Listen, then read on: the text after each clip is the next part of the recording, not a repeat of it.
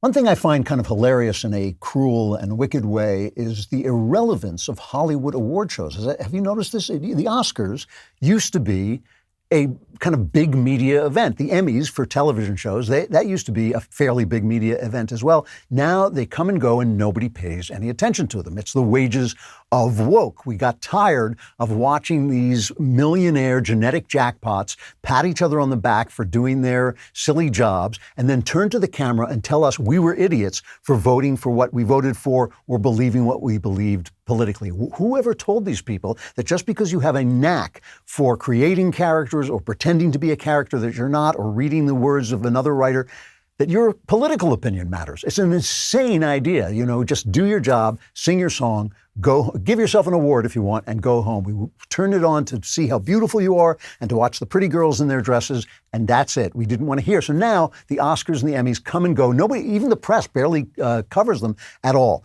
But this year, the Emmys did go by. You probably didn't notice. And one of the shows that won a lot of awards was Ted Lasso. And it is an interesting show, awards notwithstanding. This is Jason Sudeikis, very talented actor, comedian. They developed the character as a character on an NBC sports ad, and now he's done a whole show about it. And it's a show about an American college football coach who is recruited by an English soccer team. And remember, the English call soccer football. That's because they can't speak English. They call soccer football. And he is brought over to run an English soccer team, even though he knows zero about soccer. He knows nothing about it, but they hire him because the woman who owns the team wants to destroy the team to get back at her ex-husband. So she brings in this guy she feels is a fool and an idiot to destroy the team. And he becomes the coach of this team.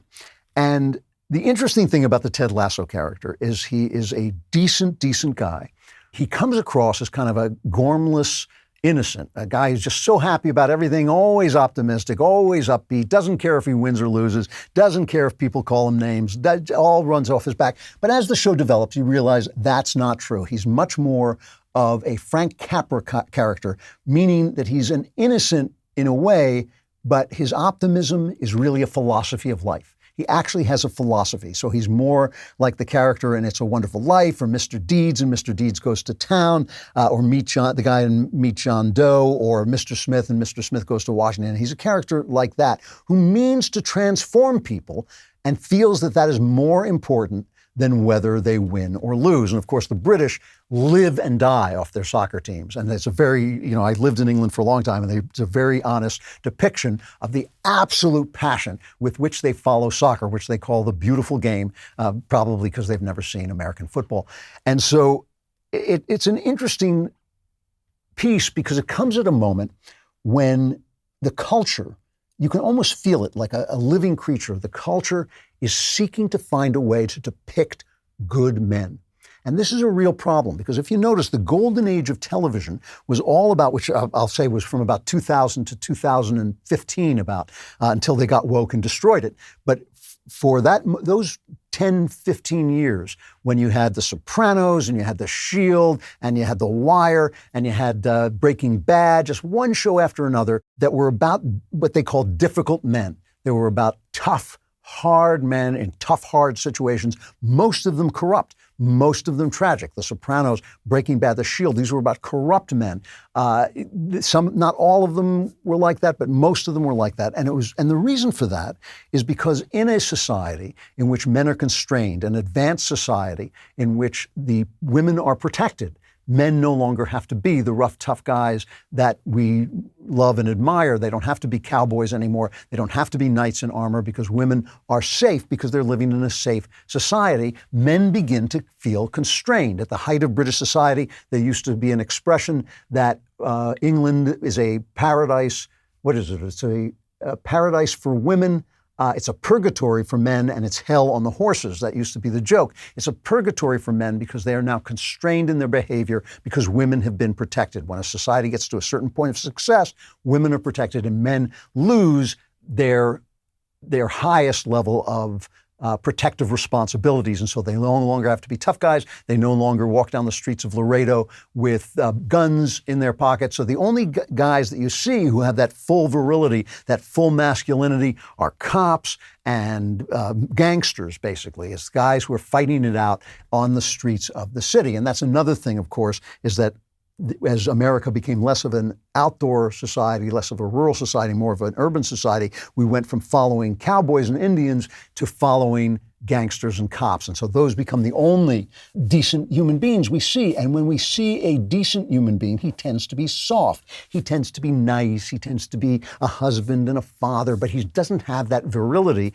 that is what we're looking for. And so the culture is now struggling with how can we make stories about good men and allowing them to be men. They're going to try not to make them men. That's going to fail. I'm just predicting in the future, but this is a prediction you can take to the bank. So Ted Lasso is an attempt to bring back the Frank Capra character, who is the innocent, all-American guy who believes in optimism, who believes things go well. What's good about it? Because it's a good show. And when I criticize shows, people say that I don't like them, but that's not always true. Sometimes I like them, but I also have criticisms about them. What's good about it is Sudeikis is a really talented guy.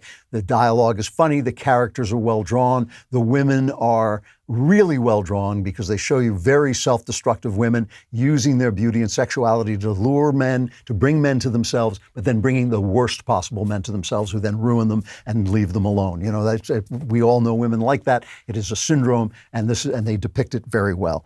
And Lasso is an interesting character, and his philosophy of life is interesting, his optimistic philosophy of life, which doesn't protect him from sadness and from things going wrong. What's wrong with it? And there's going to be a spoiler in here. I'm about halfway through the first season, so it's not a late spoiler, but it is a spoiler about 5 shows in. One of the things that you will notice about Hollywood, and if you go back, this is true of Hollywood through the ages, is that very good-looking, attractive, appealing people are hired to portray Hollywood people who suck. Okay, so you get Cary Grant. You know, there's that famous movie, I think it's called An Affair to Remember, and it's got Cary Grant, and I think Deborah Carr, I believe, is the woman, if I've got that right, and they're incredibly attractive. But when you look at who they really are, they're really not very attractive people. They're not people who are doing the right thing. If you imagine Harvey Weinstein doing the things that attractive people in Hollywood are doing, you suddenly realize who they're portraying. So the values in Hollywood have always, not always, but the values in Hollywood have often sucked. They've often been terrible values, but because they are portrayed by attractive, talented, appealing, charming people, you think, oh, this is an interesting story of thinking, yeah, this guy's a horrible person. If Cary Grant does something, or Robert Redford, or whoever that is, the handsome Dan of the moment, Brad Pitt, does something, it is different than when Harvey Weinstein does it. So the people like Harvey Weinstein hire Brad Pitt to play him in the movies, and it makes them feel better about themselves and makes you feel better about them. And one of the things is they are trying to portray this all-American optimistic character, but they don't know this guy. And one thing they don't know about him is, for instance, he would believe in God. That is why people are like that. That is why people are optimistic. That is where that American spirit comes from. And there's almost no mention of God in the show. And that's just dishonest. I'm not saying they have to support God. I'm not saying they have to believe in God. I'm just saying it's a dishonest portrayal of the guy as a work of art. And the other thing is, and here's the spoiler if you want to turn this off, Ted Lasso is having marital difficulties in the show. And his wife comes to visit him, and he's got this wonderful son who just adores him, just worships him. He's right at that wonderful age when little boys look up to their dads, and Ted Lasso just drinks this in, and he loves it. The wife is starting to fall out of love with him because he's so optimistic. She doesn't like the fact that he's so optimistic. And he sees that she's unhappy. And what is supposed to be an uplifting moment of self-sacrifice, he says, I have got to let her go so she can be happy. And he says to her, I am letting you go. I understand. I wish I would do anything to make you happy, but the only thing I can do to make you happy is let you go. And that is our Hollywood values being imposed on this guy, because that little boy is being screwed big time. For her happiness, he is destroying that little boy's life, and they don't bring it up at all. Why? Because everybody in Hollywood is divorced. They all think the kids are going to be all right. They don't know any better.